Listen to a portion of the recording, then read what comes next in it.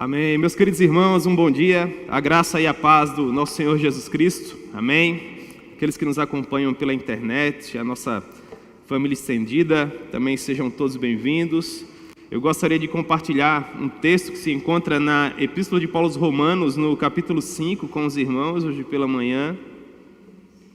Nós vamos pensar um pouco acerca dos efeitos da justificação por meio da fé. Nós finalmente iniciamos essa doutrina maravilhosa que é o tema da Epístola do apóstolo Paulo aos Romanos, a mais sistemática das cartas que o apóstolo Paulo escreveu.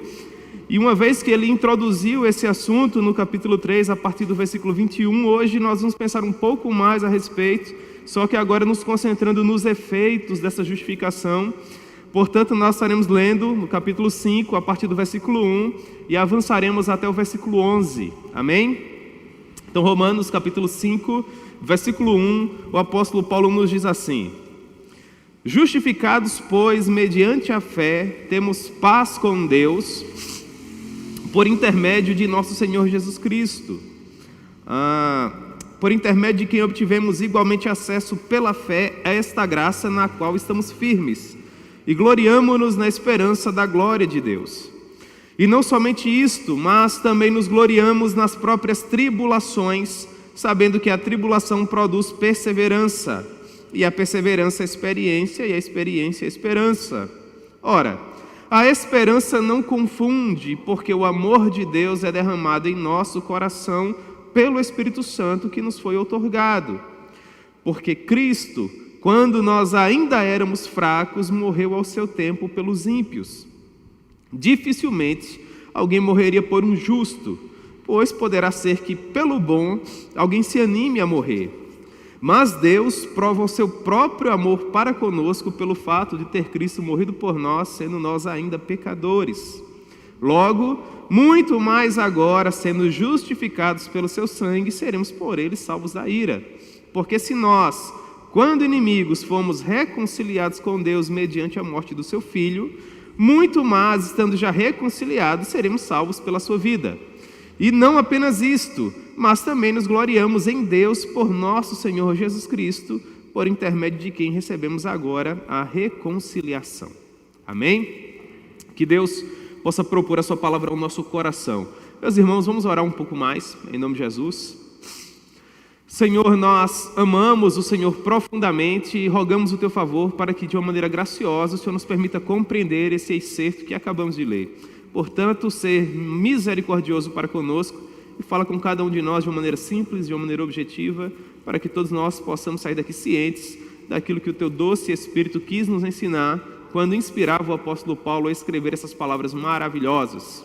Em nome de Jesus, amém. Muito bem, irmãos, justificação pela fé, quais seriam, portanto, os seus efeitos? Ora, o apóstolo Paulo, no versículo inicial do capítulo 1, e esse versículo é um dos mais importantes de toda a carta, ele devia ser escrito em caixa alta, com efeitos dourados, porque de fato ele é muito precioso. Perceba que nós estamos saindo dos charcos do pecado, nós estamos saindo daquele tremendal de lama e depravação que era a nossa vida. A ira de Deus foi afastada por meio do precioso sangue de Jesus, e agora finalmente nós temos paz. O apóstolo Paulo nos diz assim: justificados, pois, mediante a fé, temos paz com Deus por intermédio de nosso Senhor Jesus Cristo. A palavra importante para a nossa compreensão nesse versículo 1 é a palavra pois. Em algumas outras traduções aparece assim: portanto, justificados por meio da fé, temos paz com Deus. Perceba que em ambos os casos o objetivo do apóstolo Paulo é nos trazer à memória algo que ele havia dito anteriormente. É uma partícula que conclui um argumento. Ele havia levantado a tese de que nós estávamos completamente alienados de Deus. Ele prova isso nos capítulos iniciais, do capítulo 1 ao capítulo 3. Ele consegue deixar claro que todo o gênero humano estava destituído da glória de Deus e que por causa disso só restava sobre nós a expectativa de uma ira santa, justa e eterna. Ele conseguiu concluir que finalmente o poder do nosso braço e a força do nosso intelecto de nada nos adiantaria quando finalmente nós estivéssemos perante aquele trono glorioso do nosso Deus. E que os nossos pecados inevitavelmente nos arrastariam para o inferno. Percebam que em algumas ocasiões passadas, quando nós estávamos estudando, sobretudo no final do capítulo 3, que a expectativa de que a condenação era tão clara e premente que eu lembro que nós ficávamos aqui ansiando para que finalmente o lenitivo viesse, o antídoto viesse. E ele veio no capítulo 3, a partir do versículo 21, quando Paulo nos diz que, mas agora sem lei, se manifestou a justiça de Deus, testemunhada pela lei e pelos profetas, justiça de Deus para todos e sobre todos os que creem, porque não há distinção, pois todos pecaram e destituídos estão da glória de Deus, sendo justificados gratuitamente. Nós finalmente compreendemos o que seria ser justificado, o que seria ter a justiça de Deus sendo imputada em nossa conta, para que finalmente nós pudéssemos ter paz com Ele. O capítulo 4, ele funciona como uma espécie de parêntese, porque como Paulo suscita a doutrina da justificação pela fé e nos prova que tanto os gentios como os judeus são justificados por meio do mérito de Cristo, alcançado lá na cruz do Calvário, seria natural que os judeus tivessem objeções, porque para um judeu ortodoxo do primeiro século, Abraão havia sido escolhido por Deus, porque Abraão era um homem infalível, ele não havia cometido pecado. Então fora por conta do mérito dele que Deus foi lá em Ur dos Caldeus e o retirou da Babilônia, o transportando para Canaã. Só que o capítulo 4 nos prova que Abraão foi chamado por Deus sendo incircunciso, sendo um gentio, sendo um pecador como qualquer outro, e que após ele ter depositado confiança na palavra de Deus, é que a circuncisão lhe foi outorgada como esse símbolo exterior. Portanto, a circuncisão veio depois da justificação pela fé, para provar que a aliança havia sido anterior. Isso fica claro no capítulo 4. E nós aprendemos que por conta disso, pelo fato de Abraão ter sido nosso pai na fé, que todos nós, tanto judeus como gentios, temos essa descendência única nele. Porque não são descendentes de Abraão aqueles que o são apenas biologicamente falando, porque o pertencem em virtude da linhagem sanguínea. Pelo contrário, todos aqueles que invocam salvificamente o nome do Senhor Jesus têm por pai Abraão, porque ele foi esse exemplo para todos nós no período do Antigo Testamento.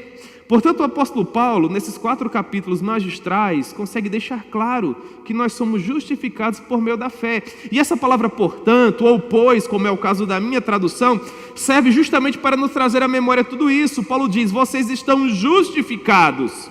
Esse estado é inabalável, não por conta do nosso próprio mérito, não porque nós somos pessoas mais afeitas ao amor e à consideração de Deus, mas por causa do sacrifício de Cristo.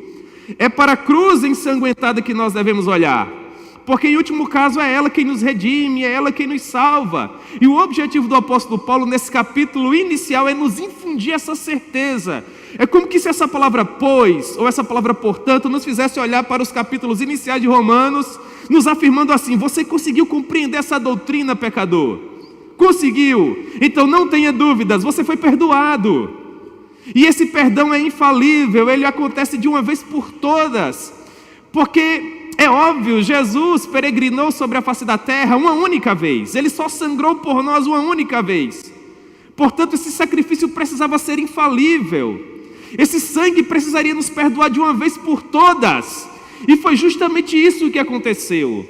Jesus não brinca quando diz, está consumado. De fato, todo o preço foi pago, toda a ira foi retirada, e agora nós temos paz com Deus. E em virtude disso, irmãos, que nós devemos fazer o nosso coração descansar, porque se de fato o sacrifício de Cristo foi suficiente, eficaz e infalível, do ponto de vista bíblico, não há mínima condições de nós decairmos dessa fé.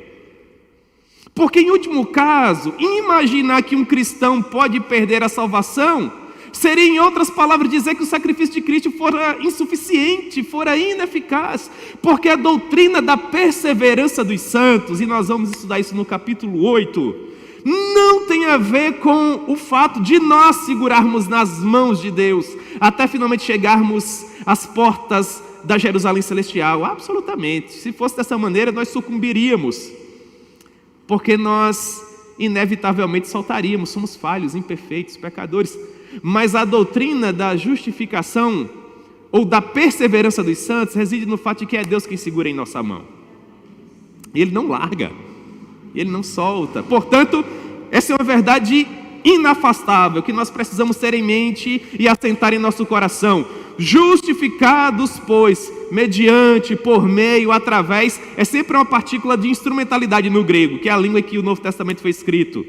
Mediante a fé, temos paz com Deus. Paz com Deus. Agora atentem para o fato de que uma coisa é ter paz com Deus e outra coisa é ter a paz de Deus que excede a todo entendimento. O que Paulo procura nos ensinar nessa porção inicial do capítulo 5 é que nós não somos mais produto da ira de Deus. O inferno não é mais uma certeza para nós porque a nossa dívida foi paga. E agora nós caminhamos a passos largos em direção a Jerusalém Celestial, às bodas do Cordeiro. Nós temos paz com Deus. Não importa o que venha acontecer conosco agora, após o evento cruz ensanguentada, nós somos salvos.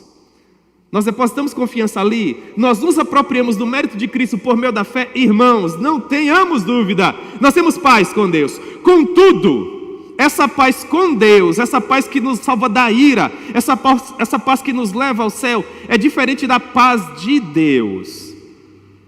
Porque essa paz de Deus tem a ver com a sensação de paz que nós temos em nosso coração, com esse tempo de tranquilidade que nós gozamos. Mas essa paz de Deus não é uma paz inabalável, como é a paz que nós temos com Deus. Os irmãos percebem? No primeiro momento, o sacrifício de Cristo nos livra da ira e da condenação. Esse evento é único, perfeito e eficaz.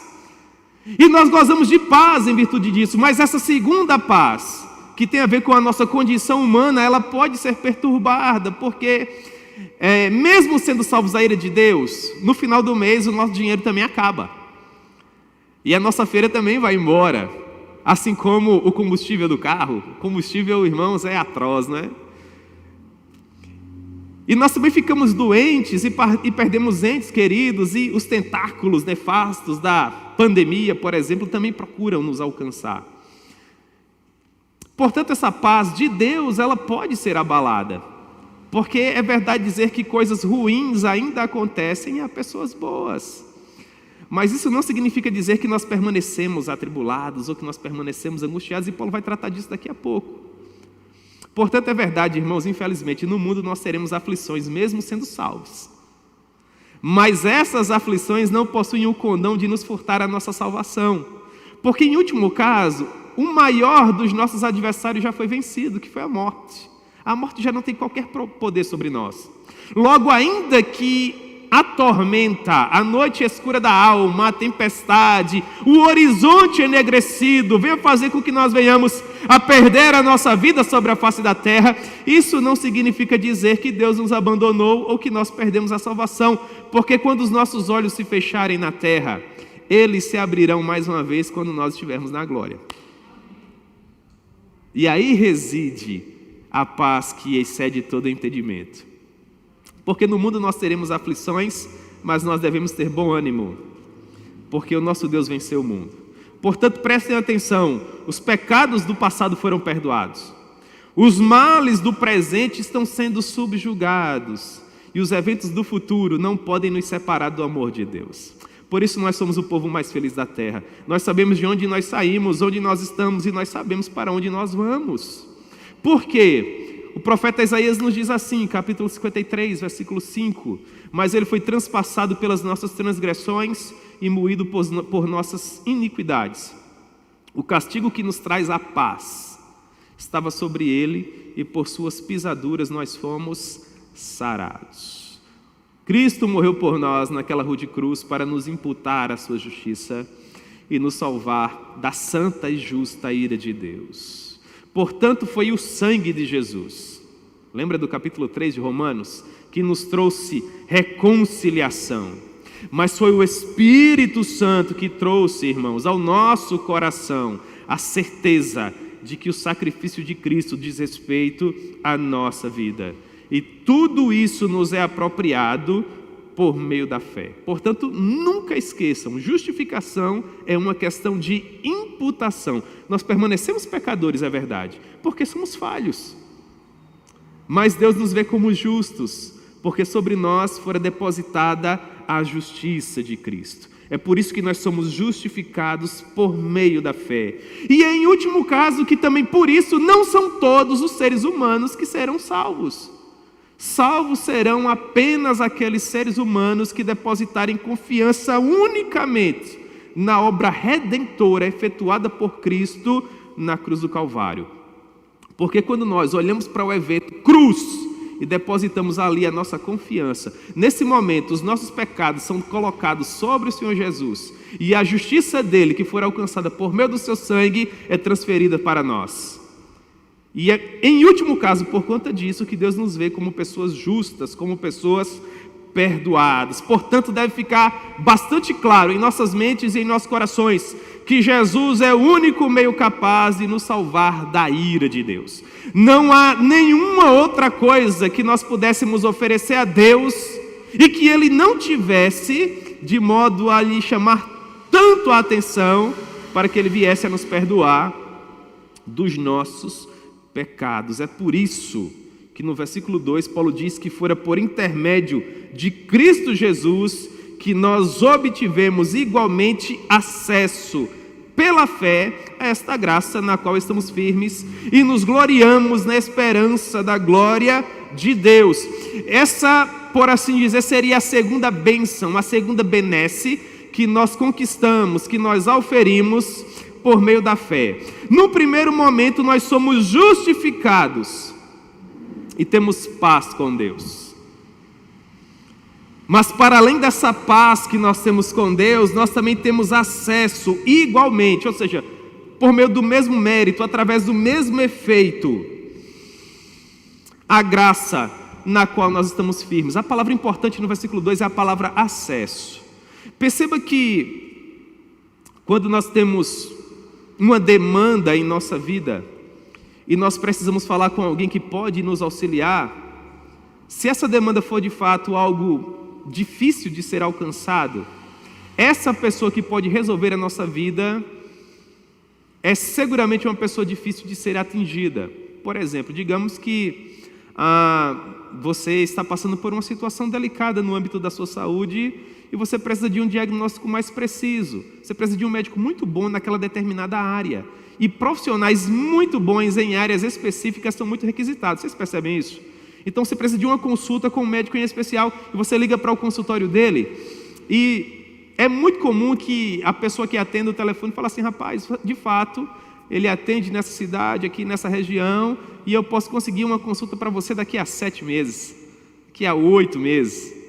Isso para falar com o médico, para falar com o prefeito da cidade, com o governador, com o presidente do nosso país, ou então com um desembargador de uma instância poderosa da justiça. Irmãos, a coisa vai se tornando cada vez mais difícil. E todas essas pessoas, por mais importantes e festejadas do ponto de vista social, são seres humanos tais quais nós somos. Imaginem o que não seria marcar uma audiência com o Criador dos céus e da terra, com o Todo-Poderoso, que habita em glória inacessível, cujo homem a olho nu jamais viu. Ter uma audiência com esse ser, irmão, seria humanamente falando impossível. Então esse é o segundo motivo da nossa alegria, porque se no primeiro momento aquela poça de sangue enorme que ficou aos pés da cruz retira, afasta a ira de Deus e nos traz mais uma vez a sua presença, nos faz deixar de ser meras criaturas e agora nos oferece a benesse de sermos filhos de Deus, essa cruz não apenas nos oferece isso, mas ela também nos oferece acesso. A cruz desobstrui o caminho que for obstruído pelo pecado, o véu que nos separava de Deus, que provava que nós éramos miseráveis condenados e que Deus era santo e santo e santo, fora rasgado. E finalmente nós podemos agora gozar com toda a eficácia, o que significa de fato o nome Emanuel. Porque Emanuel, após a cruz ensanguentada, finalmente é Deus conosco, é acesso a Deus.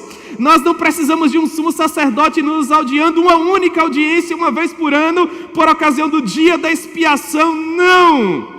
Seguramente todos vocês, ou quem sabe a maioria de vocês, já teve uma audiência com Deus hoje, Quando você abriu os olhos pela primeira vez nesse domingo maravilhoso e disse: obrigado, Senhor, por mais um dia. Ou obrigado, Senhor, por mais este café da manhã. Ou quando o Silvio iniciava o culto e nos convidava a orar, agradecendo a Deus por esse tempo de comunhão e adoração. E Deus está nos ouvindo a todo esse tempo, na verdade Ele está aqui agora. Portanto, nós temos acesso pela fé à presença desse Deus maravilhoso, e esse acesso nos abençoa em duas dimensões. No primeiro momento, Ele faz com que nós venhamos a ter certeza absoluta que nós estamos alicerçados numa graça que é inabalável. Paulo diz: por intermédio de quem obtivemos igualmente acesso pela fé. Primeiro ponto, esta graça na qual estamos firmes. Nós não merecíamos isso, mas nos foi imputado, nos foi dado por meio da graça.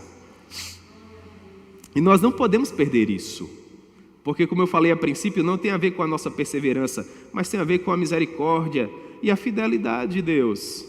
Certa vez perguntaram ao saudoso pastor Russell Shedd se o homem poderia perder a salvação. E ele respondeu: depende de quem salvou esse homem. Meus irmãos, eu creio piamente que aquele que nos salvou é todo poderoso. Eu caminho com muita alegria com aqueles meus irmãos que acreditam que nós podemos perder a salvação. Eles têm uma linha soteriológica que é diferente da minha e é diferente da maioria dos irmãos que estão aqui hoje pela manhã. Mas, irmãos, eu procuro visualizar todo aquele sofrimento de Jesus, a maneira como Ele sangrou por nós, das 9 horas da manhã até as 3 horas da tarde, toda aquela afronta, aquela vergonha, aquela agonia. Eu fico imaginando nas horas finais Jesus se afogando em seu próprio sangue e fluidos corporais, quando seus pulmões se enchiam de líquido. E eu faço esse comentário para que você tenha ideia dessa visão chocante, porque a cruz tem que causar isso em você. E no final das contas, irmãos, todo esse edifício que se chama salvação tem como fundamento a minha própria perseverança. E todo aquele sangue que se esvai naquele monte empoeirado da Galileia, ou melhor, da Judeia, de 2000 anos atrás, fica condicionado à minha ambição de ser salvo ou não.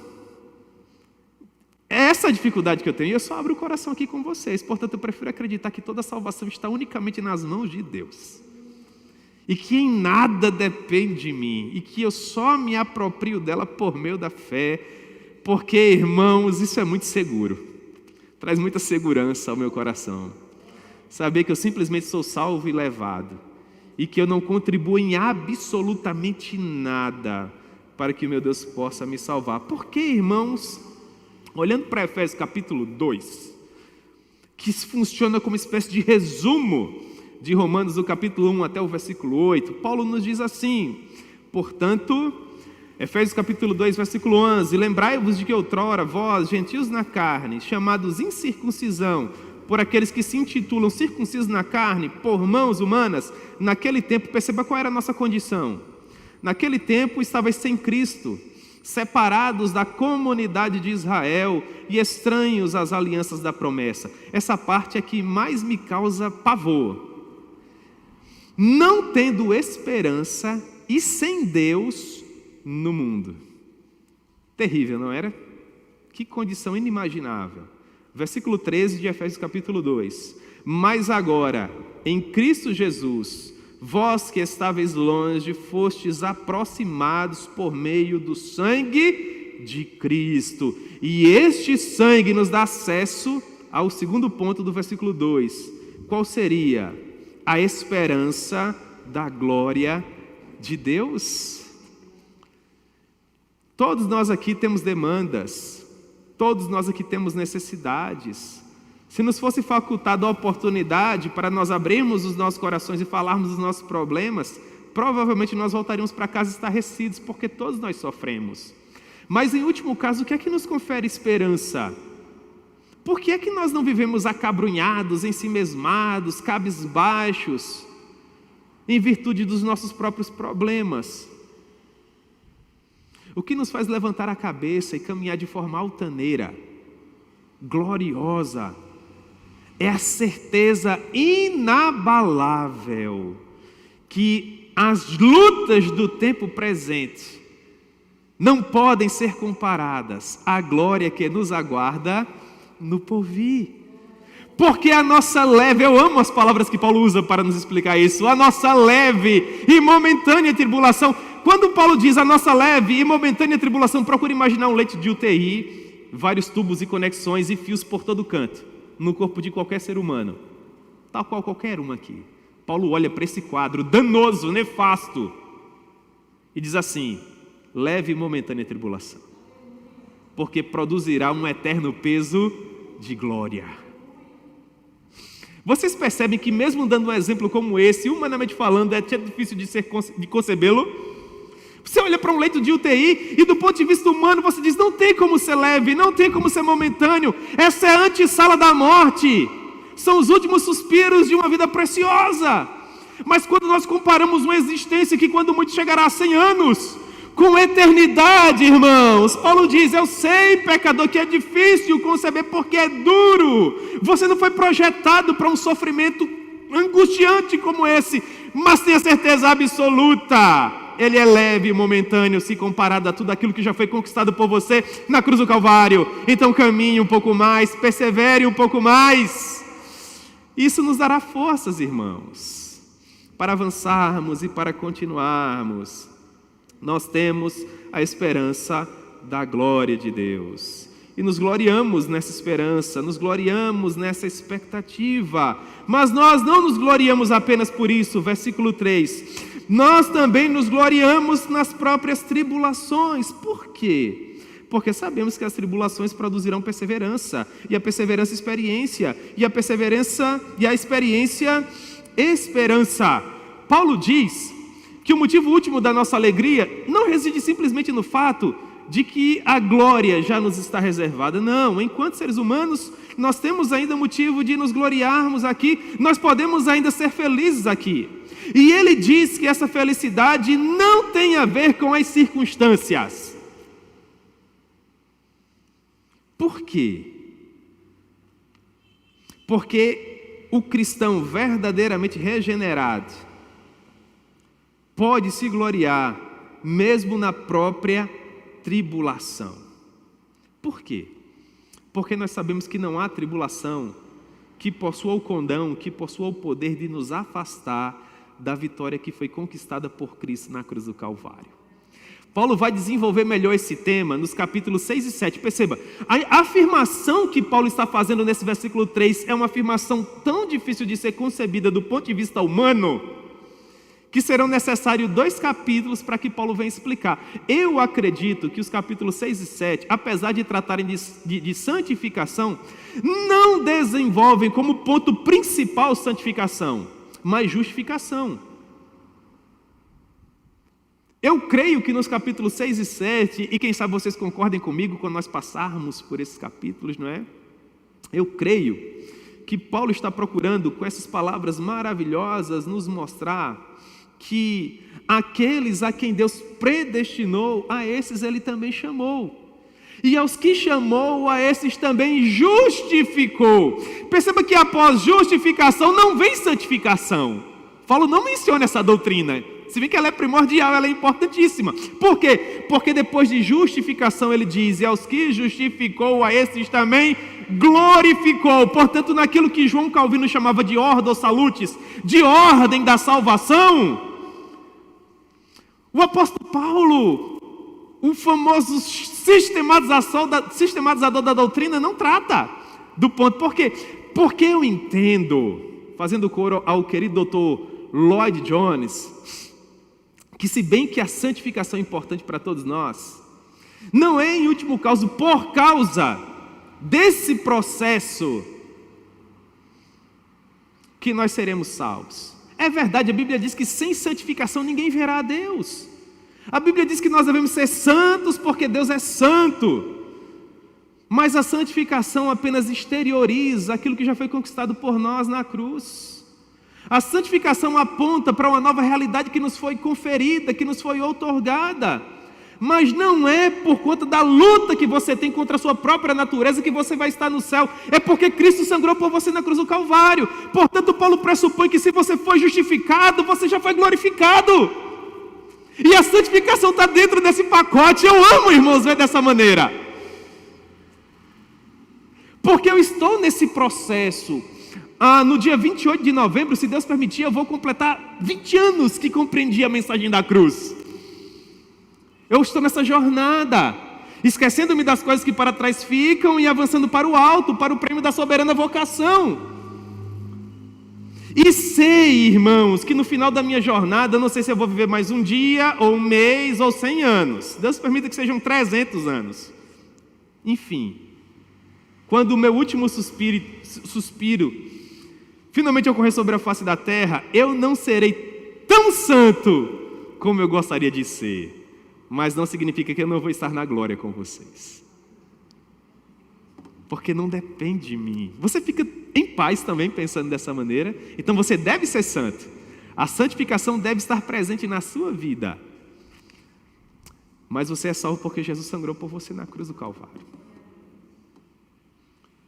Como está escrito, em todas as coisas, não importa se nós vencemos ou se nós falhamos, nós somos mais que vencedores, por meio, através, em virtude daquele que nos salvou. Cristo, irmãos, fez tudo por nós lá na cruz. Ele nos salvou definitivamente da ira de Deus. Portanto, não há nada que nós possamos fazer para que Ele nos ame mais, e não há nada que nós possamos fazer para que Ele nos ame menos. Tudo é graça. Tudo é graça. Portanto, nós nos gloriamos nas próprias tribulações, sabendo que nós não vamos perder a salvação por conta do problema, por conta da tribulação. Pelo contrário, o objetivo de Deus com a tribulação é nos tornar mais perseverantes, fazer com que nós venhamos a levantar um pouco mais o pescoço, aguardando a glória que nos aguarda no porvir.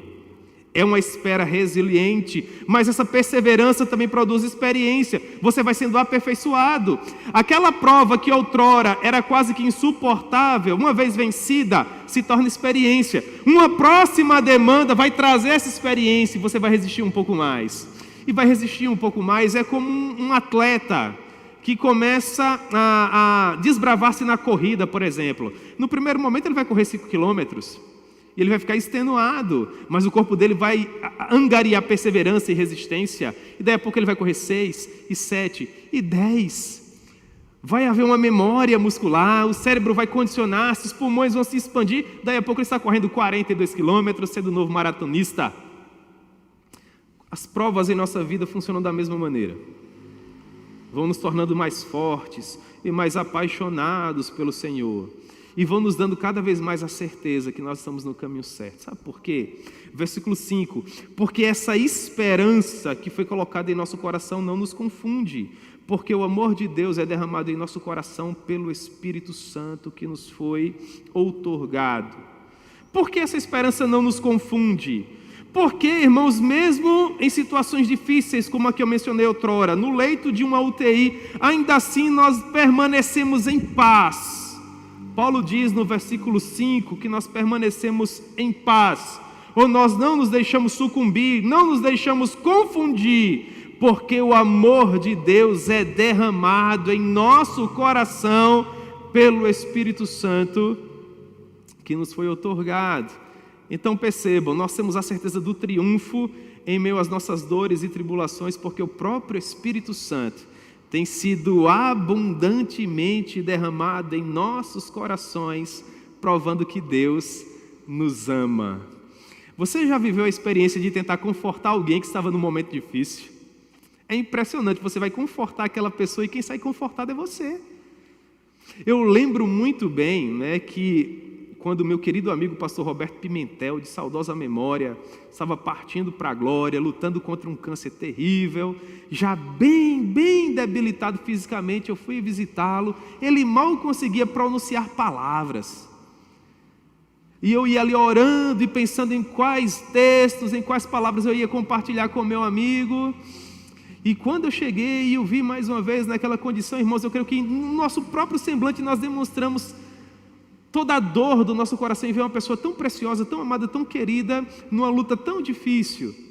E eu lembro muito bem que ele olhou nos meus olhos, assim, magrinho, fraquinho, e falou: meu querido amigo, não se preocupe, o corpo na verdade está fraco, mas a alma está forte. E aí, irmãos, ninguém precisou falar mais nada. Deus é maravilhoso. E agora o meu amigo está ao lado do nosso rei. Que coisa preciosa. Por quê? Por que isso é tão importante para nós? Por que isso deve nos alegrar tanto? E essa é a próxima doutrina que Paulo nos leva a compreender no versículo 6. Porque se Cristo nos amou, versículo 6, quando nós éramos ainda pecadores, será que Ele não continuará nos amando agora que nós somos justificados? É claro que Ele nos amará. Em outras palavras, se Cristo nos amou quando nós não valíamos absolutamente nada, será que agora Ele não vai continuar nos amando agora que nós somos seus irmãos? Isso é precioso. Me conforta saber que Deus jamais haveria de enviar o seu Filho unigênito para sangrar por mim na cruz do Calvário e depois me abandonar à minha própria sorte, irmãos. Até do ponto de vista humano isso não faz sentido. Imaginem para um Deus que é todo poderoso e 3 vezes santo.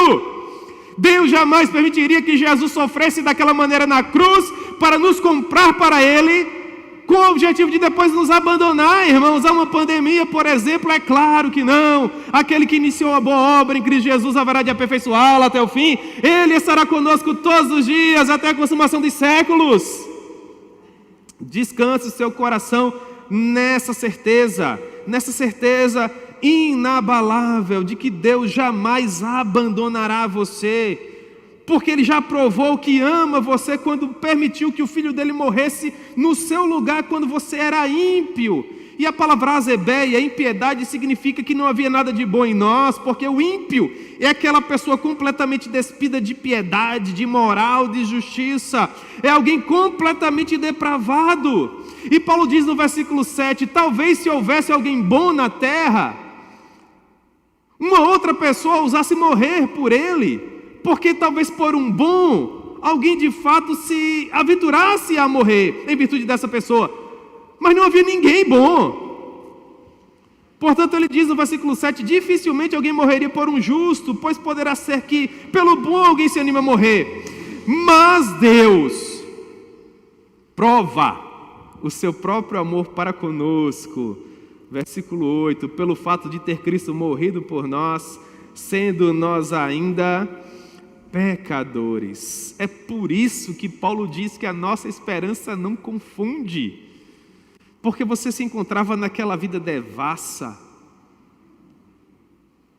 Talvez você não cometesse os pecados que, do ponto de vista social, são aqueles que mais nos causam asco, são aqueles que mais nos deixam com repulsa. Se você fosse o ser humano mais perfeito do mundo, pelo menos com o pecado que você herdou de Adão, você já estaria sendo objeto da ira eterna de Deus. Mas você também tinha os seus próprios pecados. E eles lhe arrastariam inevitavelmente para o inferno. É o que a palavra nos assegura. Foi justamente nessa condição que Deus amou você. Eu já ouvi relatos de mães, dizendo assim, ainda bem que o fulano foi preso, porque agora nós teremos, quem sabe, alguns anos de paz. Você imagina o que é para uma mãe fazer uma afirmação como essa? Já vi outras mães dizendo, ainda bem que agora ele está no presídio, porque agora eu sei que lá ele está vivo. Aqui a qualquer momento ele podia morrer. Esse ser humano que se encontra para além do fundo do poço, porque quando uma mãe vem fazer uma afirmação como essa acerca de um filho, é porque infelizmente, esse filho se encontra para além do fundo do poço. Deus olha para essa pessoa e a ama por meio de Cristo, sendo ela pecadora assim como ela é. Porque não existe diferença para Deus, irmãos, pecado é pecado. Mentir é tão pecaminoso quanto matar um outro ser humano. É óbvio que os efeitos de uma mentira são completamente diferentes dos efeitos de um homicídio. Aquilo que você vai sofrer cometendo um homicídio é completamente diferente daquilo que você vai sofrer cometendo uma mentira. Mas qualquer dos pecados faz com que você seja réu de uma condenação eterna. E Deus prova que nos ama quando salva o mentiroso e salva também o homicida. Porque Deus é tão santo que para Ele, seja uma mentira, seja um homicídio, qualquer deles, nos fariam, irmãos, sofrer eternamente no inferno. E Ele faz o Filho dele sangrar por nós e oferecer a própria vida por nós, nos provando que de fato Ele nos ama. Portanto, descanse o seu coração, versículo 9. Se Deus morreu por você, quando você não valia absolutamente nada, sendo pecador, logo muito mais agora, sendo justificados pelo seu sangue, você seguramente será salvo por Ele, da ira vindoura, da ira do porvir. Por quê? Versículo 10, olha a partícula de explicação no versículo 10. Se nós, quando inimigos, fomos reconciliados com Deus, mediante a morte do seu Filho, muito mais, estando já reconciliados, seremos salvos por meio da sua vida. Irmãos, é o sangue de Jesus quem nos justifica diante de Deus. Paulo está nos antecipando algo que ele vai tratar no capítulo 8. Essa nossa luta com a antiga natureza, porque nós observamos esse edifício que foi construído por Cristo para nos salvar. Nós aprendemos que não pecamos mais contra a lei, e sim contra o amor, e entramos numa verdadeira crise, porque tudo que nós queremos agora é agradar a Deus, é olhar para o que Jesus fez por nós e viver de uma maneira tal que Ele só venha ter alegria e que o nome dele só venha ser glorificado. Mas quando nós procuramos viver dessa maneira, nós encontramos o pecado que ainda milita contra tudo isso. E Paulo diz que o bem que nós queremos fazer, nós não conseguimos fazer, mas o mal que nós não queremos, nós percebemos continuamente diante de nós. E nós olhamos para a cruz ensanguentada e olhamos para a nossa própria vida e falamos assim: que miserável homem eu sou! Como eu gostaria de ser perfeito para servir a esse Deus que é perfeito, mas eu sou falho, imperfeito e pecador. E quem sabe as suas falhas, incertezas e pecados talvez viessem a colocar aquela pulga atrás da sua orelha, aquela sementinha de dúvida, de que quem sabe você não era efetivamente salvo, porque por mais que você viesse a compreender essas doutrinas que são maravilhosas, contra tudo isso você ainda peca e desagrada a Deus. Então Paulo constrói todo o capítulo 8, nos ensinando que agora, pois, se você já está em Cristo, nenhuma condenação há para você. Por quê? Porque nem a morte, nem a vida, nem os anjos, nem os principados, nem as coisas do presente, nem do porvir, nem os poderes, nem a altura, nem a profundidade, nem qualquer outra criatura pode nos separar do amor de Deus que está em Cristo Jesus. E esse ponto é fundamental. Jesus não perdoa apenas os pecados que você havia cometido, te escrevendo uma nova história. Ele não perdoa os pecados que você cometeu hoje, te dando um dia melhor. Ele perdoa inclusive os pecados que você vai cometer amanhã e depois. Paulo olha para tudo isso e diz assim: verdadeiramente o amor de Cristo nos constrange. Nos constrange, nos arrasta a sermos novas criaturas. E é por conta disso, versículo 11, dessa certeza inabalável, que nós também nos gloriamos em Deus por nosso Senhor Jesus Cristo, por intermédio de quem recebemos. Essa palavra, irmãos, devia ser sublinhada, você devia pintar ela com uma cor diferente. Essa palavra agora, ela é muito importante. E não apenas isso, mas também nos gloriamos em Deus por intermédio de nosso Senhor Jesus Cristo, por intermédio de quem recebemos agora. O quê? A reconciliação. Você percebe como isso nos leva a pensar um pouco em termos da nossa santificação? Vocês lembram que eu falei para vocês que é nosso dever sermos salvos, porque sem santificação ninguém verá a Deus? Que se a nossa justiça não exceder muito a dos fariseus, nós de maneira nenhuma veremos a Deus. Que assim como Deus é santo, nós devemos ser santos. Mas também é verdade dizer que nós não alcançaremos a perfeição nesta vida, irmãos. Então, da justificação, nós partimos para a glorificação. Porque nós somos salvos, não por nosso mérito, mas pelo mérito de Cristo. E é por isso que se Infelizmente, eu vou falar isso como exemplo, o seu coração vier a falhar agora, ou o meu coração vier a falhar agora, para você ficar em paz aí. E eu fechar os meus olhos aqui, irmãos, da próxima vez que eu os abrirei na presença do meu Rei, onde há plenitude e alegria e delícias indizíveis.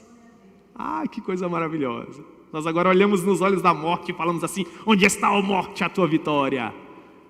Tragada foi a morte na vitória de Cristo Jesus.